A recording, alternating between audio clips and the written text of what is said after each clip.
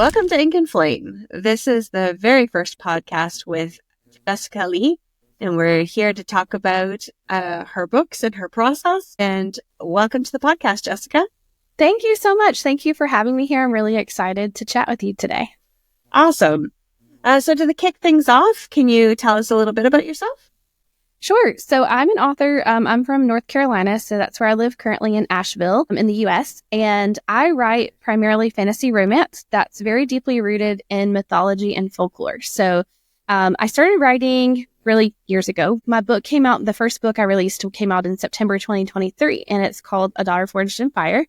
And then the second book in that series, called A Destiny Spun in Silver, came out the following May in 2024. And I'm planning to release book 3 of the trilogy this upcoming spring of 2025. So that will be a complete trilogy. It's my passion project. I'm really excited to share it with the world. So, yeah, that's a little bit about me. That's awesome. So what kind of a reader were you growing up? Yeah, so I was a reader of all kinds. I was that kid who read every book in the library that I could get my hands on. I just really loved exploring anything from the classics to, Shel Silverstein. I remember reading Matilda as a kid, all different types of books, really. I was just that kid that was like, I know it's time to go to bed, but I just have like one more chapter, And then I became that kind of adult too. So, so I guess you answered the next question, is whether or not you were a flashlight under the covers type or a cozy reader. Yeah.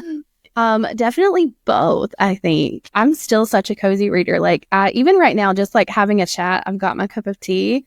So I'm always just trying to cozy up with a candle, a cup of tea, and read today. But even as a kid, I just was always reading anytime I could get my hands on a book. Awesome. And so do you remember the first fantasy or romance novel that you picked up? Yeah. So a couple of books kind of stick out in my mind, just kind of what brought me into the fold of fantasy, and then by default fantasy romance for me. So The Hero and the Crown by Robin McKinley, that's one that sticks out from when I was a kid that I read, and it was just so epic, and dragons and a really strong female main character. It just really kind of sucks you in.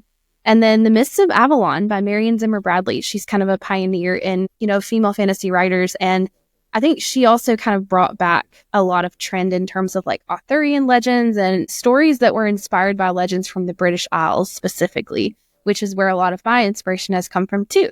And so that sort of put me down a pathway of being a little obsessed with King Arthur as a child. All the legends and, even like Gawain and the Green Knight and all those things. So yeah, those two just kind of stick out in my mind. And then of course, like the classics, Tolkien and C.S. Lewis. And, I feel like I've read Lord of the Rings trilogy umpteen million times, but it never gets old. Neither do the movies. But yeah, so all those things kind of combined, I feel like have kind of woven a tapestry of what inspires me in terms of literary background. So awesome. So those aren't small books, Tolkien. How old were you when you started reading those? Oh man. So for Tolkien, I was probably, let's say like 10, 11, wow. 12. When I really started to, I think, understand more of the context of the character building, probably I'm thinking early teen years, like 13, 14. My sisters and I were really into that whole trilogy. I can remember like fighting over who was going to get to read The Hobbit next, right? So yeah, I think it was really 13, 14 was kind of the height of that time for me. Oh, wicked. How did you discover the blend of fantasy and romance, like Romantasy? Like, was it love at first sight or kind of more of a slow burn start? Yeah. So I feel like a lot of people may relate with this, but I went through a long period of life where I actually wasn't reading for fun at all. So I'd had that exposure to fantasy and a little bit of fantasy romance in kind of a very surface way earlier in my life. And then for a long time, college, getting a few degrees under my belt, I had to read because I was forced to, not because it was fun. So all I had time to read was, nursing textbooks because, by trade, I'm a nurse and a nurse practitioner. And I did that for many years and just really didn't get back into reading for fun until I want to say it was 2020 or 2021 when I picked up A Court of Thorns and Roses by Sarah J. Maas, as a lot of us have. I always say it's like the gateway drug of romantasy because how many of us pick it up and then next thing we know, we blink and we put like 60 more books on our TBR under our belt. Yeah, that series of books really just pulled me back in. And I honestly try to do like a reread now, like every year, just because I enjoy them so much. Specifically Mist and Fury, which is book 2 in that series for anybody listening that hasn't read. That is one of my favorite books of all time. And a lot of people kind of scoff at that. They're like, well, it's a newer series. Your favorite book isn't like a classic or, Tolkien or something. And honestly, it's not, because Mist and Fury, like, I'll just never forget the way I felt the first time I read it. I would give anything to feel the way I felt the first time I read that series again. It was just absolute magic. And that's kind of what brought me back in. And then, a little while later, I just decided to write a romantasy. So here we are. Oh, that's wicked. And very similar for me. I was the same story in the sense that I had kind of stopped doing a lot of the reading. And it was when I read Sarah J. Maas's books that I fell back in love with reading in general, and of course Romantasy. So I totally hear you there. And for me, it was Nesta's book that did that. I really, really loved that book. I love Nesta too. I relate with her so much. I know she's like so controversial as a character for a lot of people, but I just really relate with her on such a deep level. I love Nesta. Yeah, for sure. The way that she, just talking about Sarah J. Maas in general, the way that she's a very patient writer. Like the Togs, for example, is my, I guess you can say, resource for how to be patient because of how slow she reveals things. And I love that about those. So speaking of world building, well, actually, I'll go back a second more. What made you decide to write your first novel? I think you kind of touched on it just now, was that you were inspired by Sarah J. Maas. But what was the process that made you choose the direction you went? Yeah. So, I feel like in reading fantasy, especially if you're someone who's read a lot of fantasy and fantasy romance, modern fantasy especially, you've seen names and different, I will just say fantasy names, for example. We'll take Sarah J. Maas's work, so ACOTAR. A lot of characters in that book, as I was reading through the first time, I thought, okay, this sounds really familiar. And I think we've chatted a little bit about this before, but I'm a student of mythology. I love mythology, folklore. It's just something I've always kind of nerded out about since I was little. So that's kind of like my realm of nonfiction, is like learning about the fiction that inspired the nonfiction textbooks that were written about that, if that makes sense. Yeah. So I really love learning about mythology from a lot of different ancient parts of the world, especially Celtic mythology. That's kind of my niche. And so I noticed in reading her books, and a lot of fantasy books, to be honest, there's a lot of themes and names, especially of different gods and goddesses or different mythological figures throughout history that were kind of reused. And I thought, okay, this is like Morrigan, for example, from ACOTAR. Is the goddess, the Morrigan, in Celtic mythology, but we weren't really telling the Morrigan story. It was sort of like, her name is great, same thing as a lot of other characters in these books. But what I really wanted to do is I thought, well, who's telling those stories? Like, who's keeping those legends alive? There are so many amazing, empowering myths and legends from antiquity all the way to recent times that we have documented, that I feel those stories need to be told because they're inspiring. One of the things that really interests me is a specific race of individuals that inhabited Ireland in ancient times in the Bronze Age called the Tuatha. And they actually are where we get a lot of our legends and myths about the Fae that we use, that are inspiring a lot of works, even fiction works to this day. A lot of them come from ancient Irish myths about the Tuatha. And so I thought, you know what, I kind of want to tell the story of the Tuatha. I want to bring that to the masses, so to speak. Like, I want to make it an original storyline and a new kind of adventure, but I want to bring those characters back to life and kind of revive some of their recognizability, if that's a word. But yeah, so just knowing what I know about the different myths and legends, it really inspired me to sit down and write a new cast of characters. And I wanted to tell their stories while at the same time kind of weaving this narrative that had been bouncing around in my head that really helped to empower those that were reading it. So that's kind of the long answer, but basically just doing those stories justice. I really wanted to bring back what had been kind of forgotten for a long time. Perfect. That's amazing. And so just for people who may not be familiar with you, right now we're referring to Jessica's first book, A Daughter Forged in Fire. So yeah, let's see. I know that Jessica's with been me. recently launched her special edition. Is it launched already or getting ready to be Yes, launched? yeah. It This is. is Yeah. available on my website. So it's available at authorjessicaleigh.com. You can also get it really anywhere you buy books. Amazon, Barnes & Noble online. If you're overseas, Waterstones carries it. It's enabled for global distribution. I'm proud to say these books have sold in Germany, Australia, the UK, Canada, US, all over the world. But these are really cool because it's the first time I've been able to offer a dust jacketed hardcover. So you can read a little bit about the book here. And then here, the cool part I love is that there's these really cool custom chapter header illustrations. Yeah, they're beautiful. Those are for Daughter, Fortune, and Fire. So this is book 1. And each character has their own custom page break that has like a little Easter egg in it, kind of about. So this is Rowan's, for example. And Tina, you know who Rowan is. I so do. You can kind of see these are actually Rowan berries up here on the hilt of this sword. So in the books, my character Rowan has a sword called Feobar, and so that's Feobar.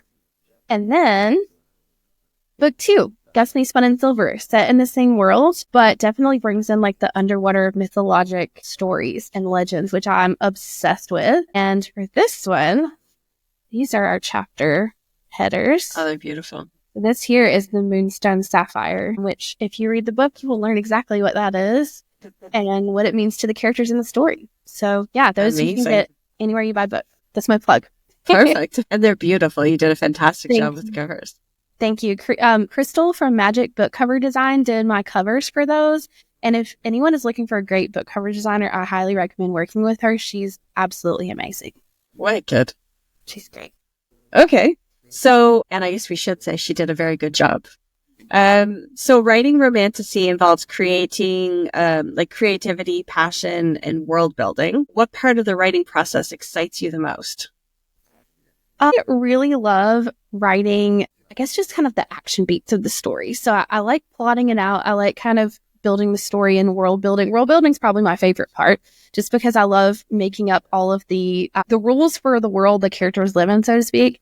It's kind of a double-edged sword at times, though, because it's the best part. It's the most fun part to me, but that it can also be the most restrictive part as a writer because you've then made up all these rules that you have to follow. So, if your world has a rule that everyone can only be, 5 feet tall, which my world doesn't, by the way, but if it did, and then, you write someone who's really tall, like you've broken your own rule, for example. So, but I love world building. I love writing action beats. That's kind of what I enjoy the most. Awesome. And do you have a part that you don't love?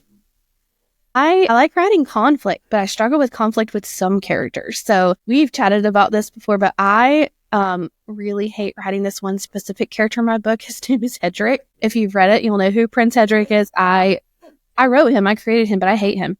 And I just struggled. There were some scenes where he was involved and it was things that needed to happen to move the story along, but it was like abusive situations. It was really difficult to kind of pull that to the surface and bring that into fruition in a respectful way to the reader, but also in a realistic way that kind of got the storyline to where it needed to be. So I hate when he's on page, honestly, but you get past it. So that's awesome. And I can totally imagine, like, I would find that writing traitor would be really, really hard to write. Like someone to who's capture keeping a secret. Yeah, and to make it convincing, like stuff that you're really not expecting.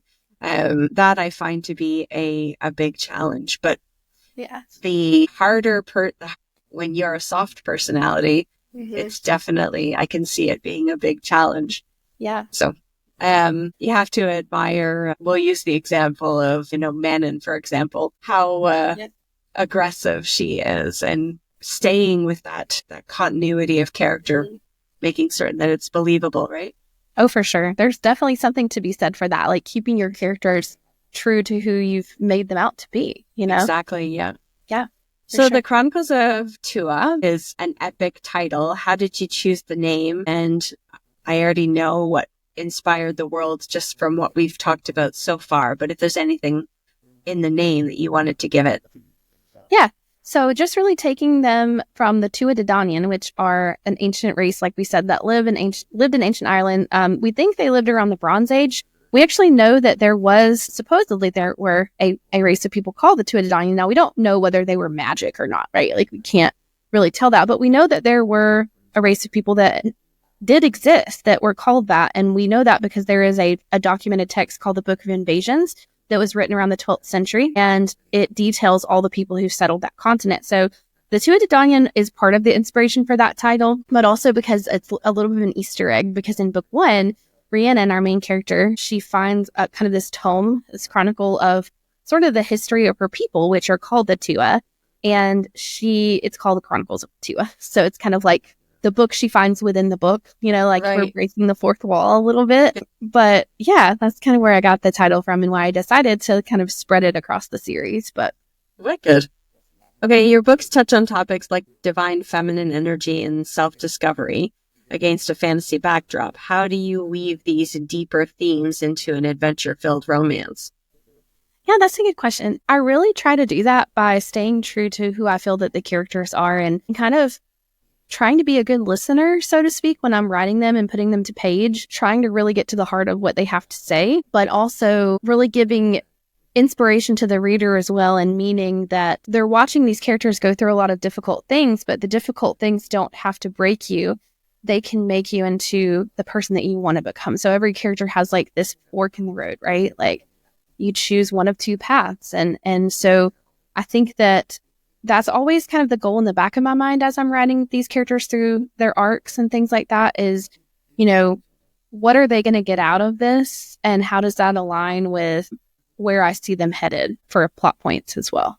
Right. So with reference to Daughter Fire, can you give listeners a sneak peek of the story? So I know everybody hates this moment, but your elevator pitch. No, that's like, it's so funny because, like we've chatted about this before. It's like you ask an author, what's your book about? And you're like, but that's one thing. It's about everything. Like, where do I start? Right. I'm like, putting pictures on the wall and like drawing lines. And but honestly, that is such an important thing to be able to learn to do as a writer, especially a writer that wants to be, get out into the mass market, is be able to elevator pitch that book, because people are going to ask you that every time they discover you're a writer. Yeah. Like, what's your book about? And you're like, none of your business. Read it, right? Like, I don't want to spoil it for you. No, I was like that when I first started writing. I felt like my entire, telling anybody anything about the book was going to be a spoiler, because pretty much the way that my book works is there's so many twists and turns. They leave the forest and then everything after that's a spoiler. But no, I guess to kind of summarize it, it's a story it's set in ancient Ireland, so in the Bronze Age, where there are mythical beings called the Tuatha that inhabit the island, or at that time they called it the continent of Ireland, or Eire. E-I-R-E is how we say that. And they are being kind of overrun by this new race of people that we know as mortal men that have arrived on the continent, otherwise known as the Milesians. And history tells us the Milesians may have arrived from somewhere near the Iberian Peninsula historically. So just to give a little context on that for any other nerdy people that are listening. So basically, these two races of people are living together on this island, and they are not getting along as time goes on. So at first, things are fine, not getting along. So eventually, all the people who are part of the Tuatha, who also have these magical abilities, right, because they're the predecessors of the Fae, they're sort of sequestered to living in hiding because they're being killed and they're seen as a threat. And so there's a lot of political tensions. And so our story picks up where Rhiannon lives currently in hiding with her grandmother in an enchanted wood, which sounds like every fantasy fairy tale beginning, right?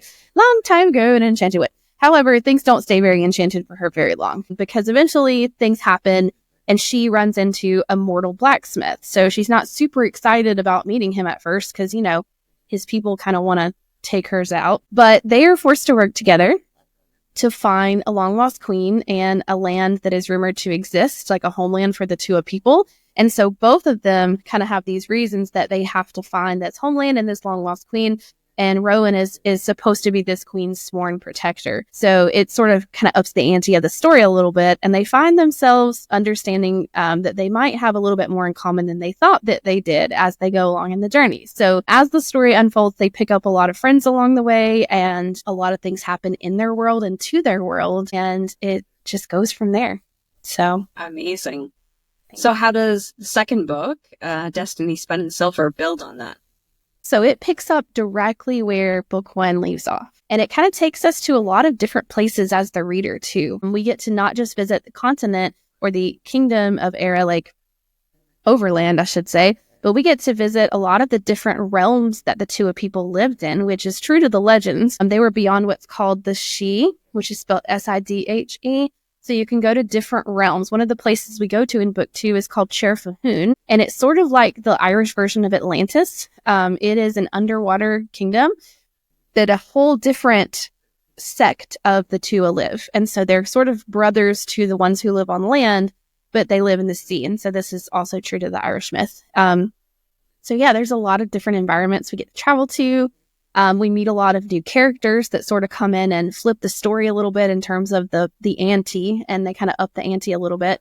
And we're seeing that as tensions are building between the Tuatha and the Milesians, that war is starting to break out in different small pieces of the continent. And so that sort of drags our characters into this conflict as well. That's amazing. And did you always know where you were going, or did things kind of develop on their own?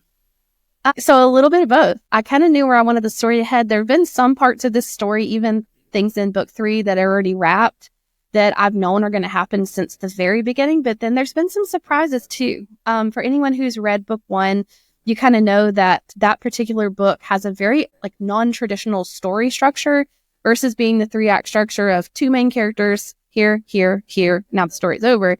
In chapter 10, a new character sort of just like splats herself on the screen and comes in real hard and fast and then becomes a very important part of the story. And she is honestly one of the biggest characters that appears in book 2. I would almost call her the main character of book 2 in a way. So it's just a little different. So there's some surprises in there for sure, even to me, that I didn't see coming, but I feel like they turned out in a good way. Is it a pleasant surprise? That's wicked. So did you have a favorite character to write during these books? My girl, Anya. Yes. Anya is the main character of book 2, I would say, but she's in book 1. She is sort of an iteration of the goddess, the Morrigan, and has a lot of really difficult things that she sort of traverses through the story. And her character arc has been one of my favorite things to write. So I would say she definitely has a special place in my heart, probably because she was the loudest. I always tell people that she showed up in book 1 and was like, knock, knock, it's my turn. So even when I wasn't intending to take the story in that direction, that's kind of what happened. So other writers, I think, will maybe be able to relate with that too. Oh, I imagine. I think every writer falls in love with who they're writing. And I mean, well, with the exception of the bad guys. Yeah, I love Hedrick. I write him because I have to. And can you share any of your favorite scenes? No spoilers, of course. Or any moments in the book that were especially fun or challenging to write?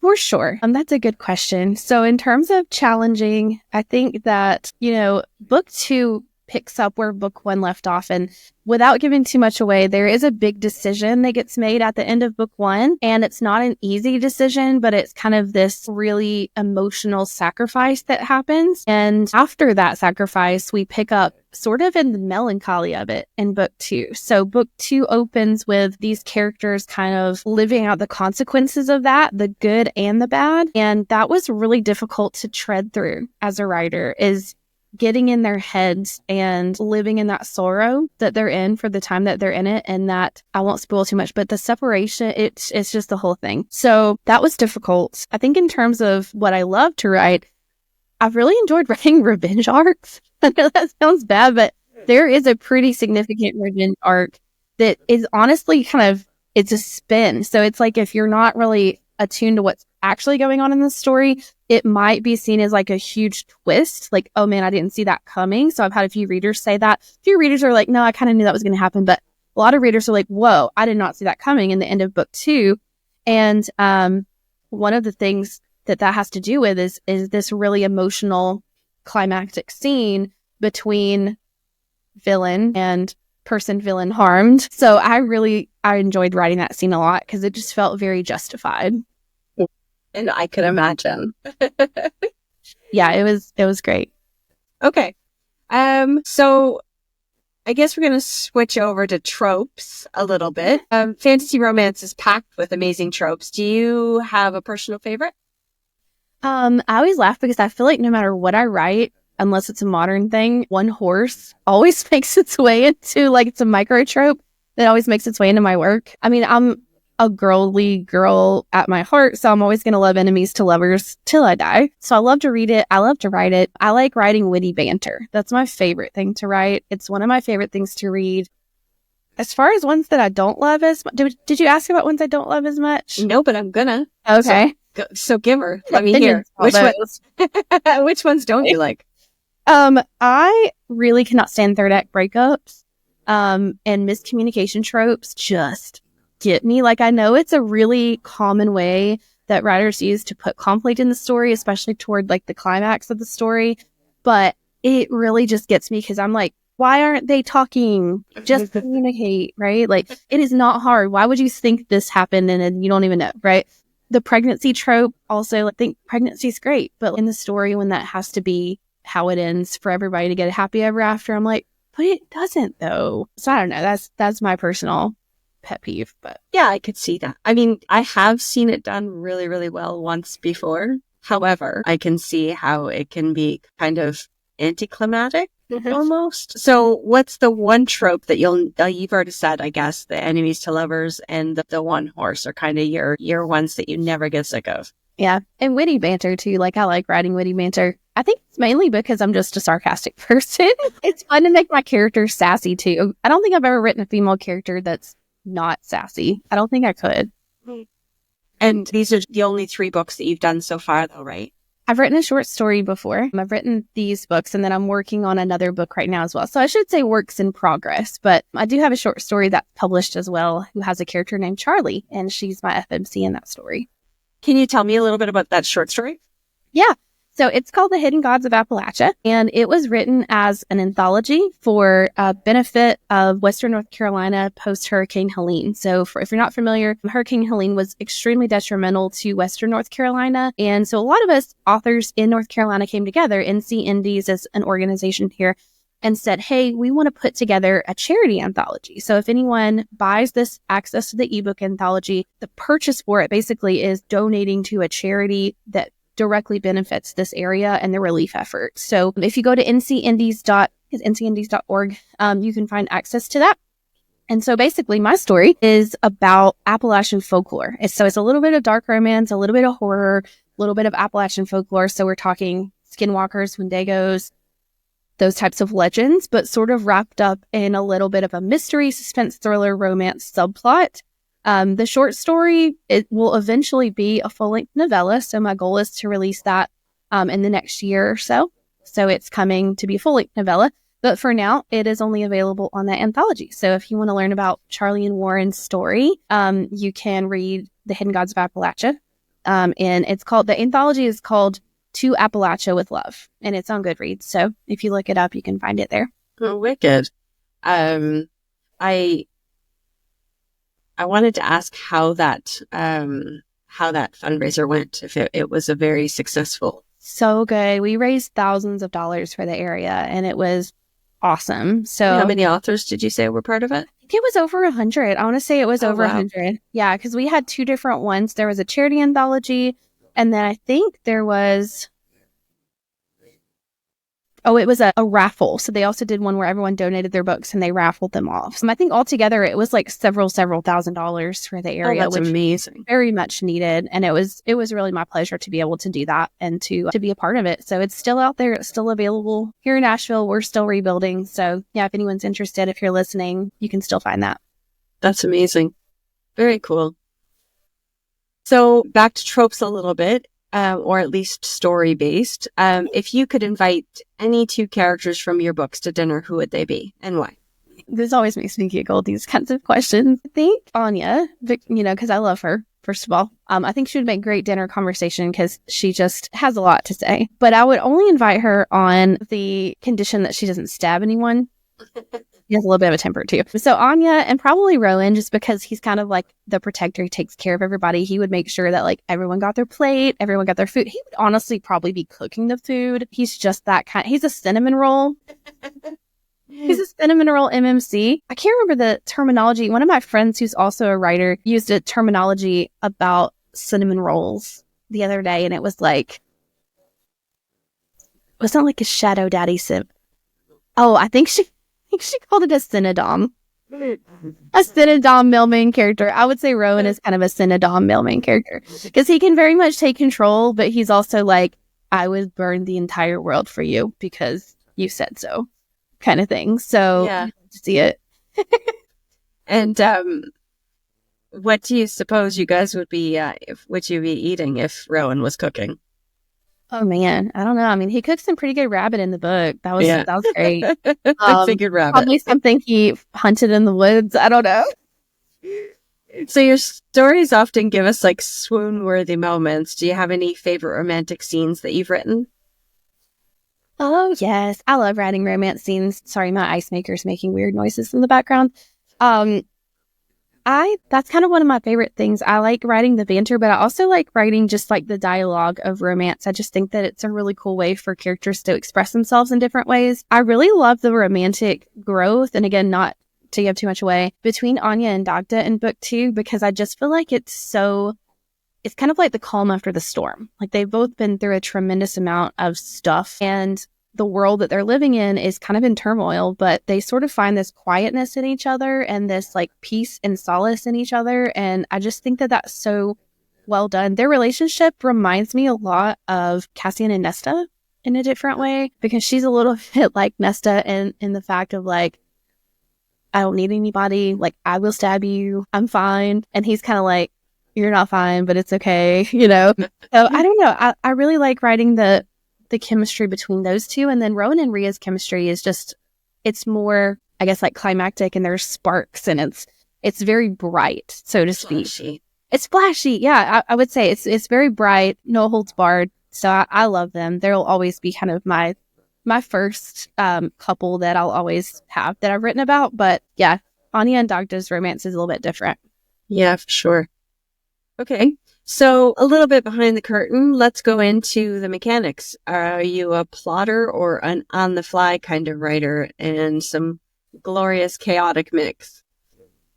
Yeah, so I think I'm a little bit of both. I started off this story I always start off a manuscript plotting. My plotting process looked very different in book 1 than it did in book 2, and now in book 3, it's even evolved from there, just to sort of bring in different strategies for like laying out what I want to do with the story and where I see it going. But I think a lot of it definitely is like, in the writing world, we call it being a pantser, like flying by the seat of your pants. So I think I'm a pantser for a lot of the nitty gritty of the story, so to speak. Like, I've got the bones, right? Like I'm laying out the skeleton. I've got the bones there.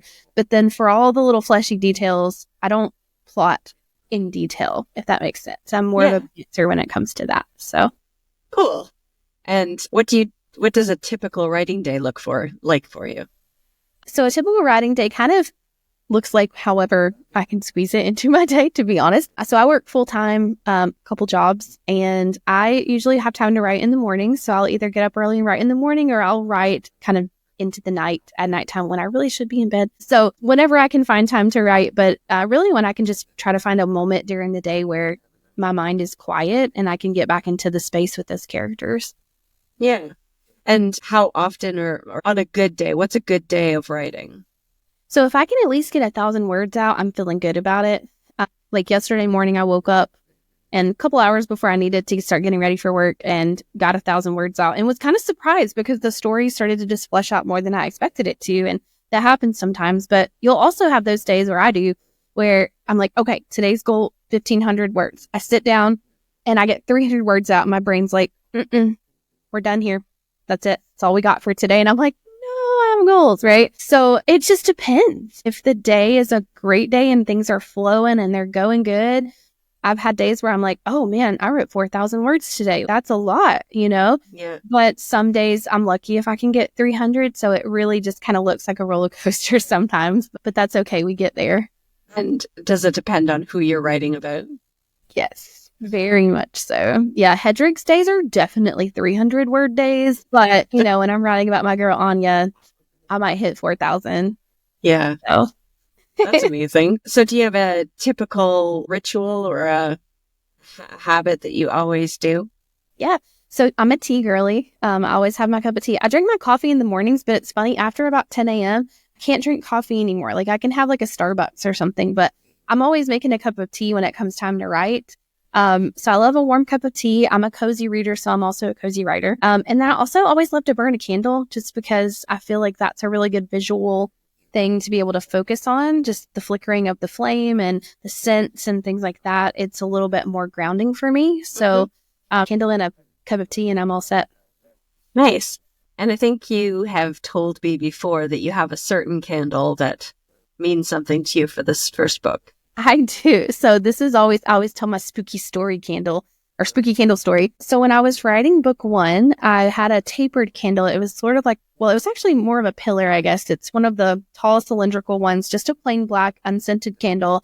I think I bought it from like a metaphysical shop in my town, and it was over near my desk, and I just kind of had it burning just as a visual, again, just a grounding tool. And as you know, with candles, wax is supposed to burn down. With this candle, for whatever reason, it burned up, like in the upwards direction on both sides. But on one side, after I finished writing the chapters that Anya showed up in my book, and Anya, again, is an iteration of the Morrigan, who is very heavily represented by ravens and blackbirds. I see the exact figure of a blackbird perched on the side of this candle, and the wax had formed in the shape of a blackbird. And I don't think we've talked about this before, but even going beyond that, I kept burning the candle, and it turned into a cloaked figure that had a raven poised on its shoulder. I'm not even kidding. I'm like, okay, this is a real woo-woo hippie spooky, but you can't make this stuff up. So I have pictures. If anybody wants to see, I'll send them to you on Instagram. But I took a bajillion pictures because I was like, there's no way. I would have totally taken a picture too. She was like, it's fine. It's just me. That's amazing. And do you have any current dream projects that you're working on? Again, no spoilers. I do. So without kind of giving away too much, I have a project that I've been thinking about, ruminating on, plotting out, and beginning to write that of course I want to finish the series I'm working on. That's priority number 1. Like I'm on a deadline for Chronicles of the Tuatha book 3. And I really do want to do justice to that series and finish it strongly for all characters involved. But I do have a project that I'm planning on trying to publish traditionally. So I want to push it for trad publication, either sometime later this year or next year. And it already has a title. I've released it on my Instagram. It's called Empire of Wolves and Roses. And this book is set in ancient Rome. So it's a gladiator, and it's about a gladiator and one of the what's called Vestal Virgins, or priestesses of Vesta, who was basically, they were priestesses of the goddess Vesta in ancient Rome. So it's an ancient Roman book. So lots of Roman mythology there. Lots of stories about the origin of Rome as well. So Rhea with Remus and Romulus and things like that. There's a lot of things kind of tied into the story itself, but also a lot of history. And so it's been one of the big things I've been doing as I've plotted it, is really becoming a student of Roman history and things. Like I went to Rome. So the whole thing that triggered this, and I probably should have begun with that, is I went to Rome last year and toured the Colosseum, toured Palatine Hill and the Temple of Vesta, the ruins. And it's like, okay, I have to write a story about this. Like, this is so exciting, because if you've been to Rome, you know the Colosseum's right here, and all this other stuff that was kind of the main attraction of town is like right next to it. Everything's kind of compacted together in the center of this city. And I thought, there's no way that these priestesses who are living these devout lives, tending the sacred flames of Rome and devoted to their goddess, and then these gladiators existed and never ran into each other. That doesn't make sense. So I kind of want to make it happen. So that's what I'm doing. I've teased it a little bit on my Instagram, but I'm hoping to push it for traditional publication. How far are you in writing? Not very far. But the story lives up here. The story is completely plotted out, actually. So I know how it's going to end. I know it's going to be a one standalone book, I should say. But yeah, I know pretty much all the things about the plot points that will happen. I just don't know the details and haven't fleshed it out quite yet on paper, but we're getting there. Awesome. And who knows if it'll be one book. You know how it is. This is true. It could very well turn into 2 or 3. If a production studio came knocking tomorrow, ready to adapt your books for the screen, would you say yes? I would say yes, with the caveat that I could be involved in the process of seeing the adaptation take on that role. I think that would be a really exciting opportunity for any author. I can't imagine an author being like, no, never, not you, Netflix, you know? I think it would be so exciting to even just have that someone be interested in pushing my books for that type of media exposure. But I think that it would be important to me to be involved to make sure that the undertones of the story structure stayed true to form as it translated onto the screen. Because we know this from seeing film adaptations of books in the past that doesn't always happen, unfortunately. And so sometimes the readers feel like it wasn't really done justice. So I would say if one day that happened, absolutely, as long as I could be in the background like, hey. And so this is kind of out there, but who do you suppose would play your 4 main characters if you were to pick? And if you can't really necessarily think of who they might be, 1 or 2, or do you ever see somebody on TV and go, oh, that's Rowan? Oh, man. Yes. Me and my friend Cassandra were joking about this the other day, that like every male main character in your book, can it just be Henry Cavill, but he plays everyone? I mean, if Henry Cavill could be Rowan, like, absolutely. But, you know, that's such a basic answer. I actually do. And I'm going to have to look up her name really quickly because I have seen a character and I didn't know, honestly, who she was until I researched like her face and her picture and things like that. But I saw her on Pinterest when I was putting together some vision boards about Daughter Forged in Fire. And I was like, okay, this actress looks a lot like how I imagine Rhea. And it's Abigail Cowan. Okay. Cowan. I can kind of show you a picture. She looks like this. Okay. Yeah, that's kind of how I picture her too. Yeah, she's like really bright eyes. Rhea has blue eyes and red hair. She has green eyes and red hair. But she played on a show, I think, called The Winx Club. Mm-hmm. But so it's like a fantasy type show. But yeah, I just imagine her as Rhea. She looks just like Rhea, and she was a lot of my vision boards as Rhea's. Rowan, I don't know, maybe Henry Cavill. Anya and Dagda, like, we'll see. I don't know. I can kind of see Alexander Skarsgård playing. Is it Alexander Skarsgård? Maybe I'm missing. It's one of the Skarsgård brothers playing Dagda. It's the one who was in The Northman. Yeah. Have you seen The Northman? Yes. That's not Alexander, is it? Yes, it is. Is I it? think so. Yeah, I think okay, so. yeah. I'm getting him mixed up. I get him and Bill mixed up all the time. Alexander Skarsgård. That is for sure Dagda, but with red hair. And I don't really know. Anya, she's such a mystery character sometimes, even to me. So I don't know. We'll have to see. To be continued. Well, it's kind of fun to play with, right? Like, it is. It's a fun idea to like toss around for sure. And you see it on social a lot of times when a big storyline is coming out. Like when Game of Thrones came out, there was a lot of that going around where people were picking their dream team for the cast, right? Mm-hmm. So it's kind of fun to do. So obviously the next question for me is easy, but what fantasy animal, if you could have one sitting with you when you write, would it be? Oh man, so I like dragons a lot. I have not put any dragons in my story because it doesn't fit the context of my mythology in that realm. But I love your dragon picture in the background. He's super cool. Love that. I have my dragon mug today, actually, my Simru mug that I got in Wales. Yeah, you know, the beautiful thing about Wales is that they don't have a beaver. In Canada, we have a beaver. They get a dragon. You know, America. No, I think a dragon, but we might have talked about this previously. There's a name for it when it's not a dragon. Is it wyverns that are smaller and more dainty? Yeah, so despite some storylines, yes, wyverns were, according to, like, I played Dungeons and Dragons like my whole life. So in Dungeons and Dragons, wyverns were much smaller than dragons.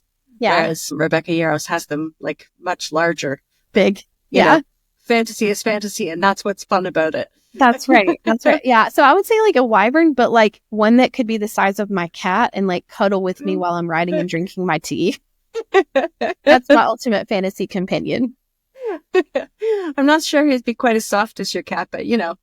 Probably not, but they'd probably end up snuggling still, nonetheless. Yeah, for sure. Okay, so I guess just a quick fire round now. Questions super fast. I love them. Favorite fictional couple? Oh, Nesta and Cassian. 3 words that describe the Chronicles of Tuatha. Sorry, I said it wrong. Tuatha. It's okay. I don't notice. Twists and turns is one. Mystical. is another one because like the world itself is mystical. You don't ever know what's really happening. And for the third, I would just say immersive. It's just immersive. Like at least writing it, I think once you get yourself in the story, you get sucked in and it kind of becomes where you live for that time period that you're opening the book or writing the book. So well said.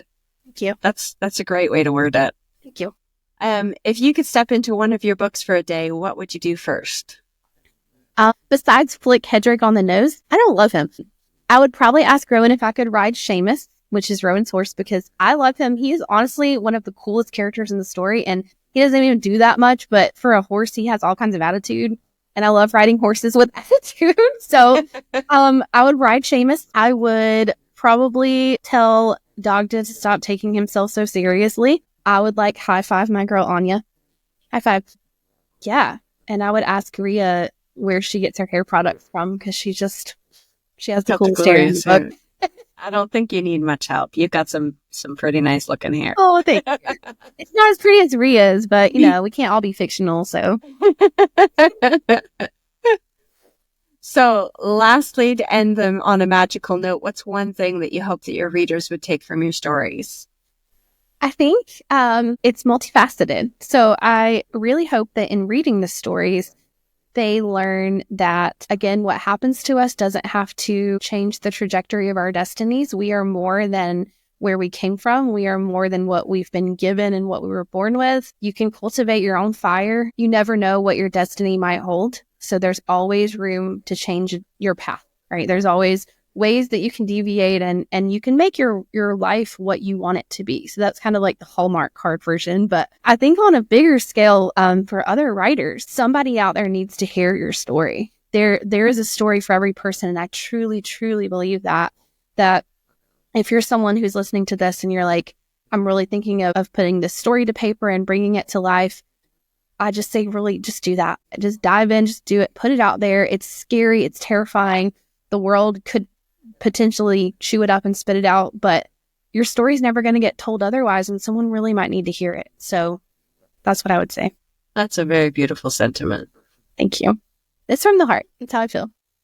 It really is. And, you know, I need to hear it. So lastly, where can people find you?